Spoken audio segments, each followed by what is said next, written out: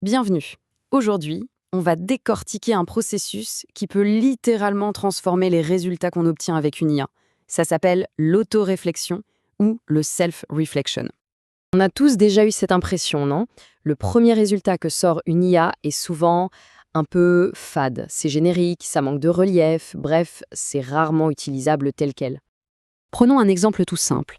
On demande de rédiger un message difficile. Eh bien, la réponse qu'on obtient est souvent plate, un peu robotique, pas très utile au final. C'est un point de départ, bien sûr, mais on est loin du compte. Et ce genre de résultat un peu décevant nous amène directement au cœur du problème, la tentation d'accepter ce premier jet.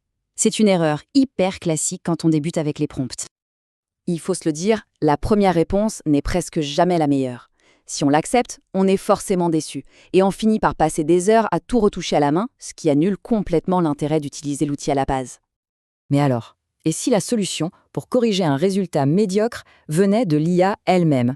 Allez, on va creuser ça, c'est super intéressant. La solution, c'est une technique qui s'appelle donc l'auto-réflexion. L'idée, c'est de faire en sorte que l'IA devienne son propre critique, le plus exigeant à l'intérieur d'une boucle toute simple.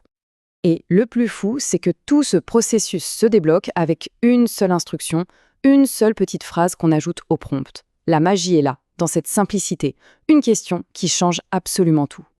Cette simple instruction va en fait lancer un cycle d'amélioration hyper puissant en 4 étapes qui va polir le résultat encore et encore. Alors, comment ça marche, ce cycle? C'est très logique. D'abord, il y a la génération de la première version. Ensuite, étape cruciale, l'IA critique son propre travail. À partir de là, on améliore le prompt initial avec ses remarques et enfin, on valide le nouveau résultat. Simple?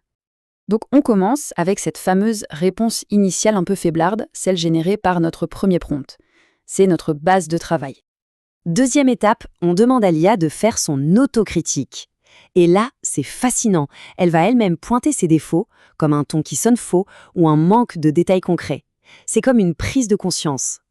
Ensuite, et c'est là que c'est génial, on n'a presque rien à faire. On reprend juste le prompt des départs et on y intègre les pistes d'amélioration que l'IA vient de nous donner. On ne réinvente rien, on l'écoute, tout simplement. Et enfin, on lance ce nouveau prompt amélioré.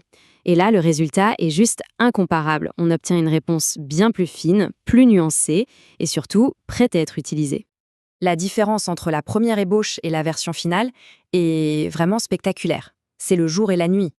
Visuellement, ce graphique parle de lui-même. Le saut en qualité est énorme. On transforme un brouillon à peine passable en un contenu vraiment efficace. C'est toute la puissance de l'itération qui est là sous nos yeux. D'ailleurs, les sources s'accordent à dire que ce processus itératif peut multiplier la qualité des résultats de l'IA par un facteur de 10. Oui, 10 fois.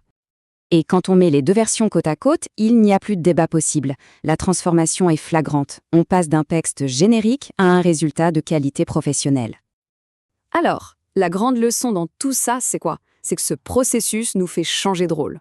On n'est plus un simple spectateur passif qui subit la réponse de l'IA, on devient le véritable chef d'orchestre. Donc s'il y a 3 choses à retenir, ce sont celles-ci. Premièrement, l'IA est souvent la mieux placée pour critiquer son propre travail. Deuxièmement, le premier jet n'est qu'un point de départ, jamais une fin en soi. Et troisièmement, la clé de la qualité, c'est l'itération. Ce simple changement de perspective, c'est la clé pour arrêter d'être déçu par l'IA. C'est comme ça qu'on commence à obtenir les résultats de niveau expert qui font vraiment la différence.